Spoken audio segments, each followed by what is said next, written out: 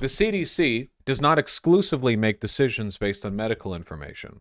If it did, then the solution that they would make, the solution they would offer to every medical issue would be one which is the most severe and the most immediately likely to cut down on the possibility for infection. So, for example, the CDC's guidelines could be like isolate for 2 months after you've gotten sick, just in case, you know. Now, obviously, they don't do that. The reason they don't do that is because the CDC is a government agency. They have to take into account other stuff. So, yes, it would be really bad for society if the standard quarantine guideline was so extensive that it sort of needlessly prevented people from doing work.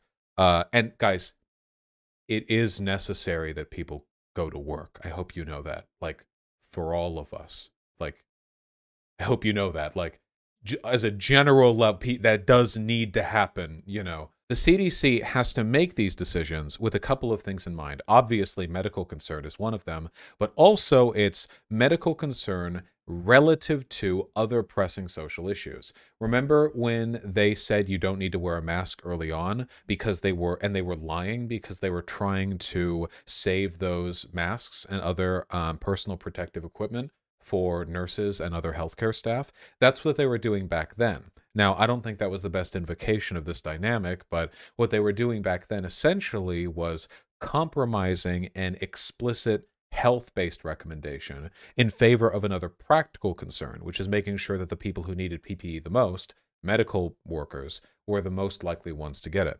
So what we're seeing right now is the CDC has come out and they have said that you're reducing the quarantine time from 10 to 5 feet. Now, was this influenced by corporations wanting to get workers back on their feet as quickly as possible?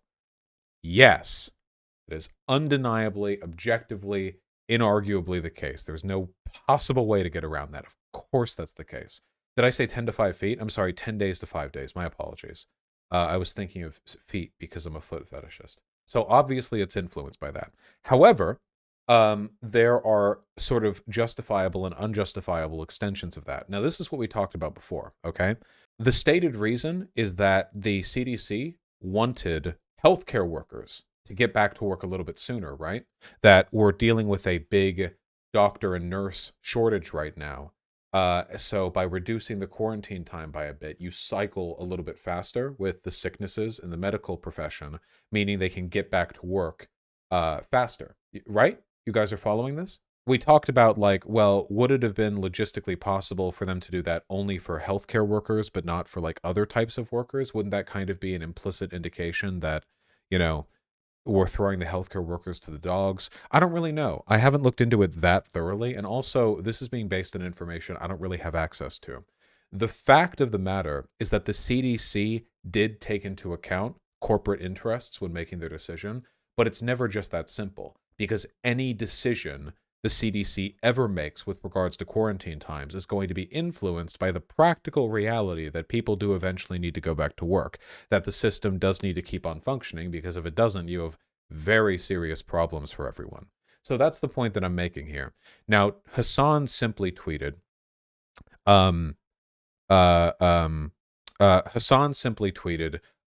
Delta Airlines asking for the quarantine time to be reduced, and the CDC reducing the quarantine time, which does kind of make it seem, at least through implication, that it was just Delta that did it. But I feel like this is a really easy win from Hassan's case.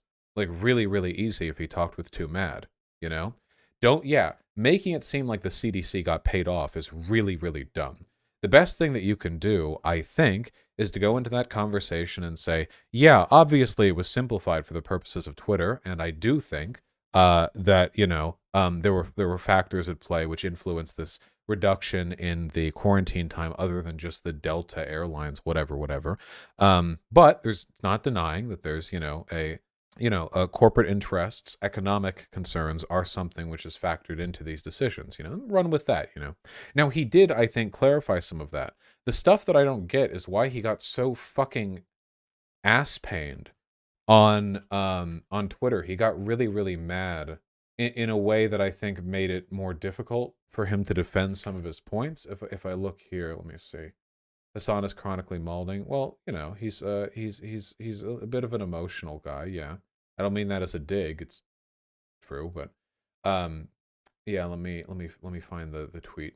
Yeah, this is a bit strange to me. Okay, let's run it through here.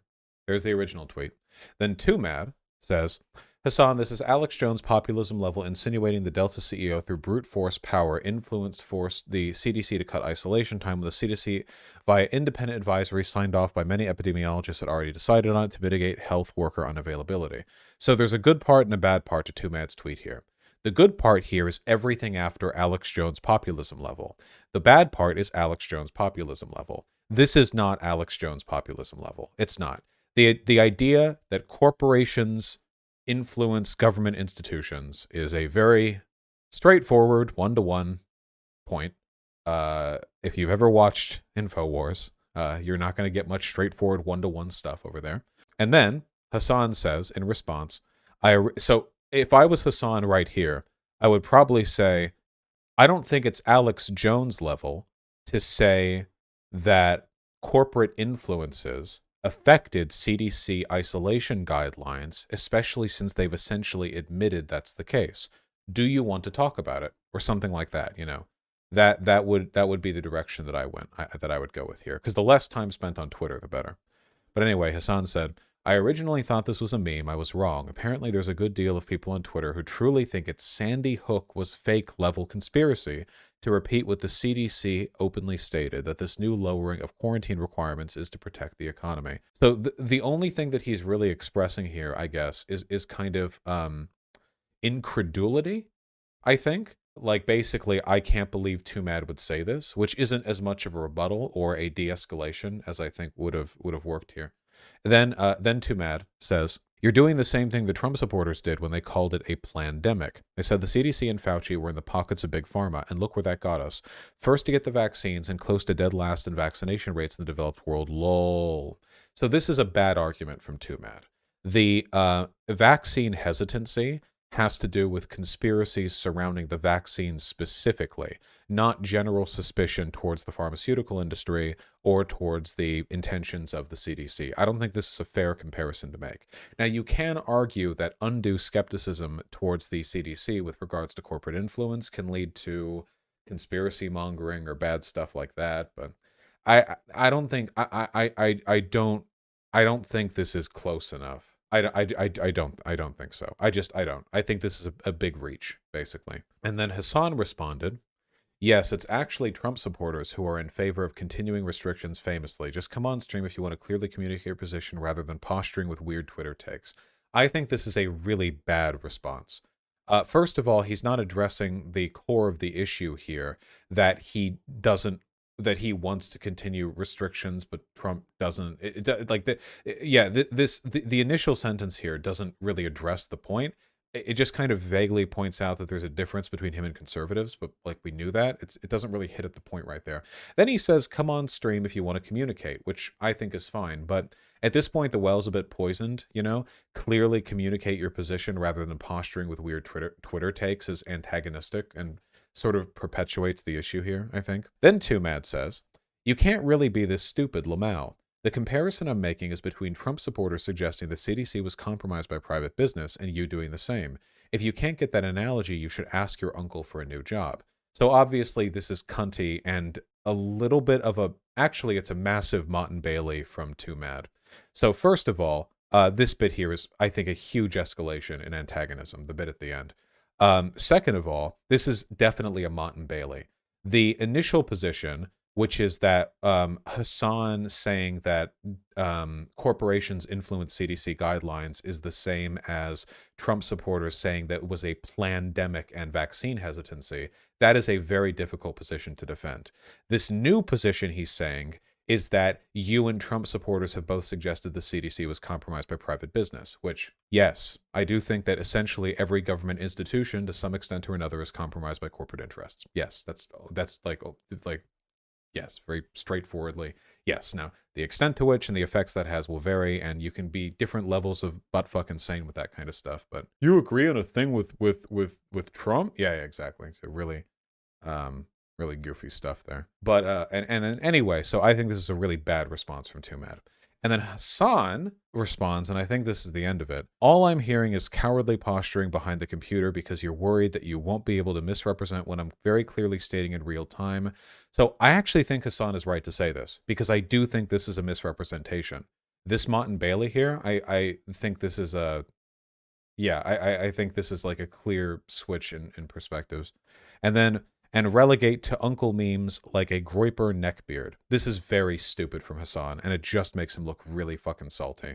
Making fun of Hassan's uncle is not a Groiper. First of all, Groiper neckbeard? Groipers aren't even old enough to grow neckbeards. Second of all, what the fuck does that... This is very weird, like, you know, you made fun of my uncle just like those Nazis. Like, okay, I mean, I guess maybe they would too, but yeah. Just really regrettable stuff all around. And now they're not even going to talk on stream. Dumb. Cringe.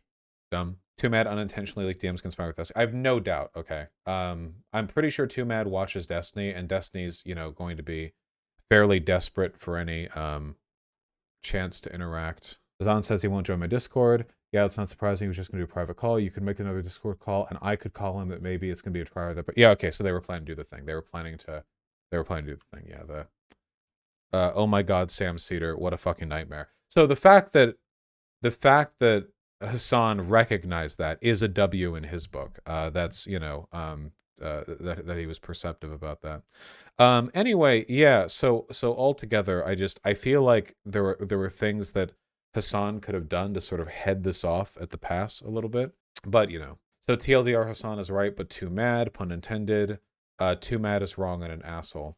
The core point that Too Mad is making is correct and could be fleshed out in a conversation. The core point that Hassan is making is also correct. That's the problem. We're talking about core points, not every possible variable interpretation one could take of a point out in every direction, you know? So we're really dealing with a whole lot of potential, you know, interpretations here. So yeah, you know, what are you going to do? And then he also said this, sorry, in response to the Alex Jones populism meme. 1, healthcare worker quarantine time was cut short 5 days before this decision. 2, unconventionally, the CDC never released the new data that shows it's safe to quarantine for 5 days, even with the vague guidelines. 3, not just the Delta CEO, but also governors influenced by commerce.